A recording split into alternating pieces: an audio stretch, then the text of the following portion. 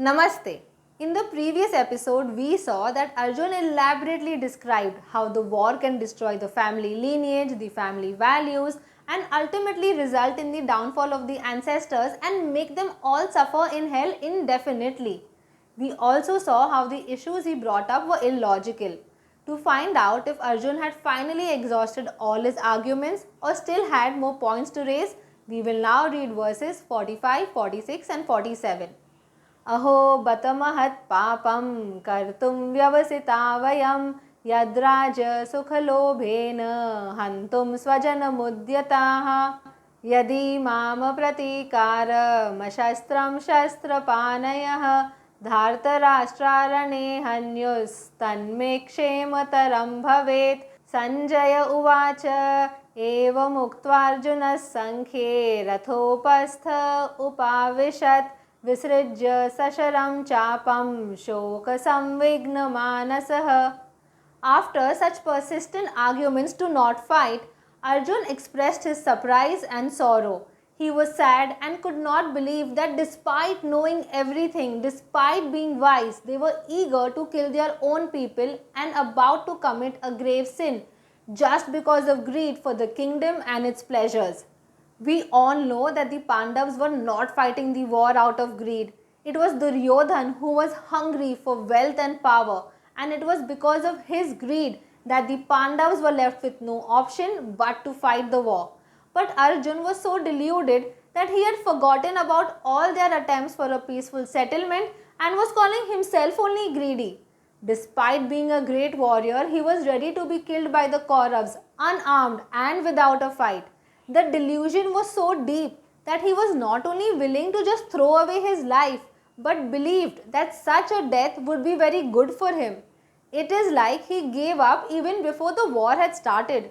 Earlier, Arjun had picked up his Gandhi bow and stood up on the chariot, displaying his readiness to fight. Now, the very same Arjun, putting his bow and arrows aside, sat down at the back of the chariot feeling overwhelmed, which clearly tells us that Arjun did not want to fight anymore. With this, the first chapter comes to an end. In ancient times, knowledge was passed on through oral tradition instead of written format, where the student would gain knowledge by listening to the words of their guru. Therefore, to indicate the end of a chapter, a Sankalp Vakya or closing statement was given. So we will now read the closing statement of the first chapter.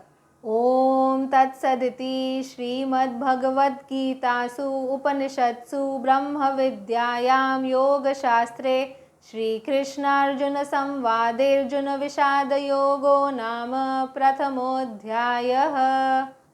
With this, the first chapter titled Arjun Vishad Yog ends.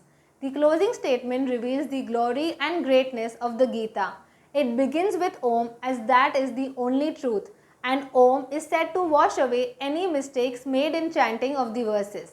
The statement also indicates the purpose of the Gita, which is to help us turn towards God and spirituality, devoid of any selfish motive. It also tells us that the fruits or benefits we gain from these verses are eternal or imperishable. The Bhagavad Gita is in the form of a dialogue between Bhagwan Sri Krishna and Arjun. Since it has been given by Bhagwan Sri Krishna himself, its beauty is supreme. The Gita gives us the essence of the Upanishads, which is Brahma Vidya or the knowledge about the Absolute as well as our true selves that leads us to moksha or liberation. It is also called a Yoga Shastra as it shows us various paths that help us unite with the divine. It is a step-by-step guide to help us realize our divine potential. The same statement is given at the end of every chapter along with the name and number of the respective chapter. This first chapter is titled Arjun Vishad Yog, meaning the yoga of Arjun's extreme sorrow. One may think, how is Arjun's sorrow a yoga, a path of God realization? If depression was yoga, then more than half the world would be uniting with God at present. But that's not true. What made Arjun's sorrow different is that it was neither selfish nor arising from a victim mentality. The cause of his depression was his compassion and sympathy for others. That is one of the reasons why Arjun's extreme sorrow is considered a yoga. Another reason for it is that Arjun channelized the grief in the right direction, that is, towards God, because he alone can bring about an inner transformation. In this chapter, Arjun took the first step by honestly acknowledging his feelings and pouring his heart out before Bhagwan Sri Krishna. As he expressed whatever was going on in his mind, Bhagwan patiently heard him out like a good friend and guide.